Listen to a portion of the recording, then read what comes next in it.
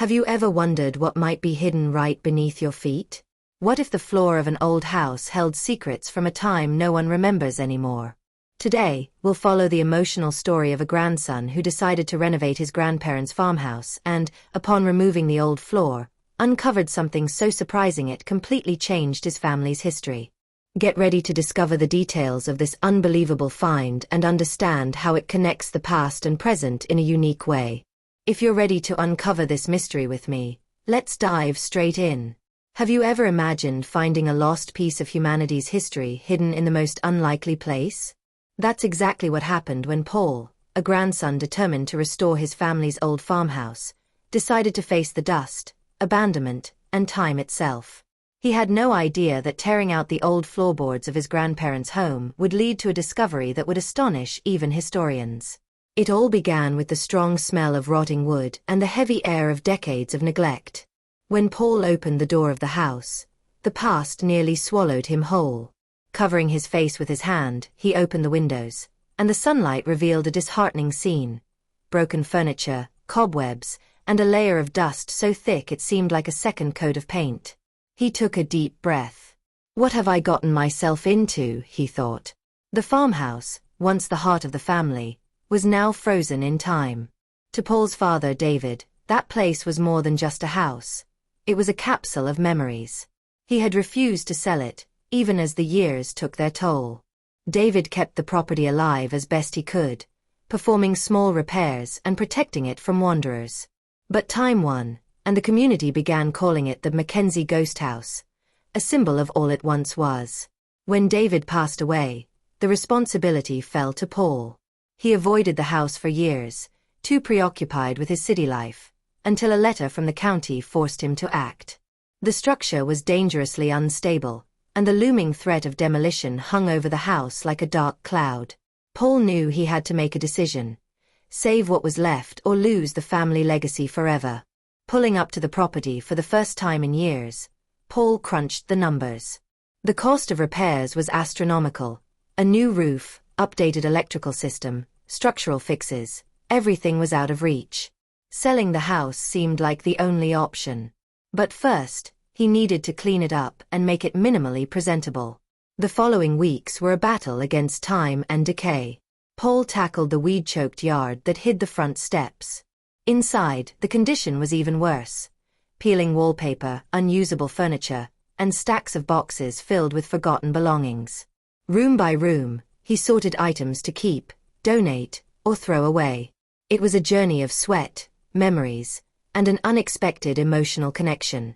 But Paul still didn't know that, as he tore up the old wooden floor, he was about to trigger the most astonishing moment of his life. What if, amidst the chaos of an old house, you uncovered a secret that redefined everything you knew about your family? That's exactly what happened to Paul. While cleaning the living room, he found his grandfather's books on the shelves, including a worn copy of Treasure Island. The familiar smell of aged paper transported him back to childhood, to nights when his grandfather would tell him stories of adventures and hidden treasures. Back then, Paul believed every word. Now, as an adult and a skeptic, he saw those tales as simple bedtime stories meant to entertain a child, or so he thought. Each day, the house began to transform. Paul cleaned rooms, stacked boxes, and his dust-covered hands told a story of effort. But everything changed when he decided to clean out the small closet under the stairs. It was a space where his grandmother had stored coats and an old vacuum from the 80s. As Paul emptied the closet, he noticed something strange. The carpet was torn. Pulling at the edge to remove the worn material, he revealed something unexpected: a metal handle embedded in the floor. The handle was small, round, and surrounded by a perfect cut in the wood. Paul tried to pull it, but it wouldn't budge. Frustrated, he called Kingsley, the locksmith who had helped him with the front door days earlier. When Kingsley arrived and examined the handle, his eyes lit up with professional curiosity. "This isn't just any piece of metal," Kingsley said. "It looks like a professional-grade floor safe, probably from the 30s or 40s. It's built directly into the foundation for maximum security." Whatever had been stored there, Paul's grandparents clearly wanted to protect it. They worked for hours, struggling with the rusted mechanism. As the sun began to set, a satisfying click finally echoed through the room. Paul pulled the handle again, and this time, the door gave way with a groan of protest. In the beam of his flashlight, Paul saw standing water at the bottom of the safe. His heart sank. He remembered the burst pipe that had flooded the house years before and feared that everything inside was ruined. Even so, he began carefully removing the bricks that had been stacked as a protective barrier. With the last brick taken out, he uncovered something that completely changed his understanding of his family's history.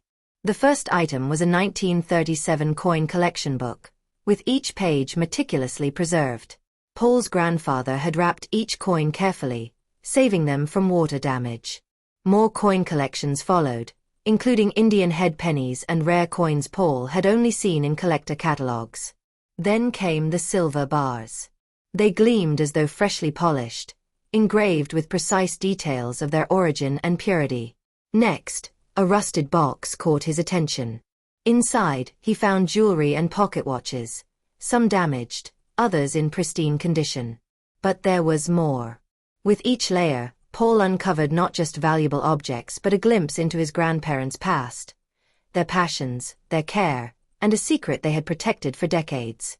As Paul organized the relics from the underground safe, he realized the task was too monumental to face alone. It was time to call for help. One phone call later, his cousin Mark was on his way, driving his old pickup and ready to assist. Together, they set up a small workstation next to the safe, with makeshift tables and lights to illuminate the hidden treasures. Paul and Mark quickly became an efficient team. Paul, who had learned the art of meticulously handling coins from his grandfather, taught Mark how to handle the items without causing damage. They used soft cloths to protect each piece, following basic conservation guidelines, and began cataloging their discoveries. As the work progressed, more treasures emerged. Silver coins from the 1800s, still shiny buffalo nickels, and foreign coins from all corners of the globe were revealed. Even the water-damaged paper bills told a rich story. Paul remembered his grandfather showing him a small coin display when he was a child, but he had never imagined such an extensive collection hidden beneath the floor. As they cleaned and organized, the items began filling storage boxes. Coins, silver bars, and other precious artifacts. But the safe under the floor wasn't the house's only secret. The second discovery came as a stroke of luck. While cleaning the study, Mark noticed something unusual about the old coffee table. It felt heavier than it should. Upon closer inspection, they discovered a second safe embedded in the piece of furniture. This one was easier to open, as the mechanism had been well protected from moisture over the years. Inside, they found an impressive collection of pistols, carefully wrapped in waxed cloth. But the biggest surprise lay beneath the weapons, a stack of dollar bills signed by Joseph W. Barr. At first, the significance of the bills wasn't clear. Paul took photos of each item and posted them on social media, hoping for answers. The response was immediate and astonishing. Numismatics experts explained that dollar bills signed by Barr were extremely rare. He served as Secretary of the Treasury for just 29 days between 1968 and 1969, and during that brief period, only a small fraction of U.S. currency was printed with his signature. Although 458 million Barr notes were issued, they represented less than 1% of the currency printed in the late 1960s. Most of these notes entered circulation and were lost over time, destroyed by banks or worn out through daily use. Paul's grandfather, however, recognized their historical potential. He gathered the notes, carefully selecting those in the best condition, and secured them in the embedded safe. A museum curator confirmed the collection's significance. Finding a single Barr note was rare, but discovering such a well-preserved collection was exceptional. The monetary value varied, with some notes fetching hundreds or even thousands of dollars, but the real treasure lay in the history behind them. Each note bore the marks of care and attention. Paul's grandfather hadn't merely amassed wealth. He had preserved a piece of American history, meticulously choosing bills with clear printing and excellent condition. The collection wasn't just valuable. It was a testament to the visionary eye of a man who saw meaning where others saw only paper. Every item emerging from the safe and other hidden compartments in the farmhouse was like a window to the past, revealing not just monetary value but the depth of his grandparents' choices and foresight. The collection of Joseph W. Barr notes, carefully wrapped in protective paper, included denominations of $1, $5, $10, and $20. It was evident that Paul's grandfather understood proper preservation methods, creating a time capsule that captured a crucial moment in the history of American currency. A small notebook found among the items provided even more context. Inside, Paul's grandfather had meticulously recorded details about his collection. Dates, places of acquisition, and even stories related to each piece. Some notes came from local banks, others from currency brokers. It was a methodical effort that reflected a passionate and strategic approach to building a financial and historical legacy. The silver bars, on the other hand, told a different story. Dated 1931, during the Great Depression, they represented a direct response to distrust in banks. A historian explained that while financial institutions failed and economies crumbled, silver and gold retained their value. Each bar, stamped with its purity and exact weight of 1 ounce, was like a private savings account that Paul's grandparents kept at home, a remarkably shrewd decision for the time. The coin collection was even more intriguing. Paul's grandparents didn't just collect old coins. They sought out specific pieces that captured unique moments in American history. Coins from years when the U.S. Mint produced limited quantities or with rare errors were included. One expert highlighted a 1955 double-die penny, a famous error coin with doubled lettering due to a manufacturing mistake. Only about 20,000 were made, and Paul's grandparents had kept theirs in pristine condition. The firearm collection was equally fascinating. 15 carefully preserved pistols told stories that spanned generations. The oldest, dated 1865, was a Colt revolver used by soldiers during the Civil War. Among the pieces was also an 1873 Peacemaker, an icon of the Wild West, and a 1911 service pistol from World War I, accompanied by a letter from a soldier who carried it in France.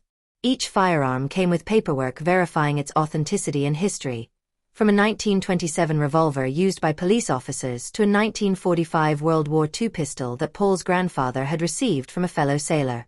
The most valuable of them all was a 1920 rarity, of which only 1,000 units were ever made. Most were destroyed over the years, but Paul's grandfather had found one at a garage sale in 1963. Today, it was worth more than all the other firearms combined. But it wasn't just the historical or financial value that mattered. The jewelry and watches carried immense emotional weight. Paul discovered his great-grandfather's pocket watch, brought to America when he immigrated, and a locket with a painted photo of Paul's grandmother as a young woman. These were family heirlooms, connecting generations through time. As Paul shared photos and details on social media, experts and enthusiasts came together to help identify and appraise the items.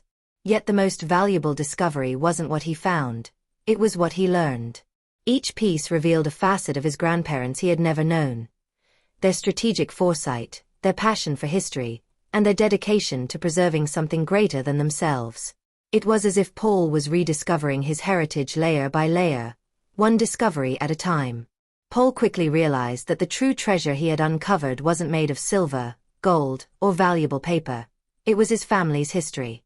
With the help of social media experts, museum staff, and other enthusiasts, he delved deeply into the world of conservation and restoration. They taught him how to care for the relics without damaging them, warning of the risks of cleaning old items without proper guidance. Paul understood that even the marks of time carried a special significance. Each coin, bill, and silver bar was a carefully preserved fragment of the past. His grandparents weren't just collectors, they were visionaries. They saw the importance of saving pieces of history that others might have discarded. As Paul organized everything, he began to see his family in a new light. His grandparents were guardians, curators of a heritage that it was now his responsibility to protect. But reality caught up with him. Repairing and maintaining the farmhouse was a monumental task, and the costs were far beyond what he could manage alone. That's when Paul made a difficult but necessary decision. He divided the items into 3 categories: damaged or duplicate pieces, rare items, and those that held the heart of his family's story. He sold some of the damaged coins and rare pieces, raising enough money to repair the roof, reinforce the structure, and install modern heating and cooling systems. With each repair, the house seemed to breathe again, regaining its strength. The rarest and most valuable items were donated to the National Currency Museum, but Paul negotiated a special agreement. The pieces would remain under the Mackenzie family name, preserving the legacy and ensuring that future generations could learn about his family's unique contribution to American history. However, Paul knew that some things could never be sold or donated. His great-grandfather's pocket watch, brought with him when he emigrated to America, and the locket with a painted portrait of his grandmother as a young woman, remained with the family. Paul transformed the farmhouse's living room into a sanctuary of memory. Carefully constructed display cases housed the most precious items, where they could be admired by anyone who visited. And then, something magical happened. The farmhouse was no longer just an old house. It became the beating heart of the family. Every month, relatives came from far and wide with their children to walk through the same rooms where Paul had uncovered his grandparents' legacy. Parents showed the collections to their kids, telling stories about how their great-grandparents had gathered each piece. The children, their eyes shining with curiosity, learned that the true value of things lies not in their price but in the stories they carry. The impact was greater than Paul had ever imagined. The house, once known as the Mackenzie Ghost House, became a symbol of resilience, memory, and family connection. It attracted visitors from afar, drawn to see the displays and hear the story of a family that transformed their inheritance into a national legacy. The story of the farmhouse was told in newspapers, on television shows, and in history classes. In a moment of reflection, Paul stood at the front door, looking out at the sunset painting the fields in golden and orange hues. He felt a deep gratitude for his grandparents, who, even unknowingly, had left him more than valuable collections. They had left him a purpose. I did this for them, Paul thought with an emotional smile. But I also did this for us, and for everyone who comes after. The farmhouse wasn't just a building saved from destruction. It was a testament to the idea that life's greatest stories can be hidden in the most familiar places, waiting to be discovered. And you? Have you ever found something that changed your perspective on your family or your past? Share your stories in the comments below. Thank you for watching, and remember, sometimes the greatest discoveries are right beneath our feet. See you in the next video.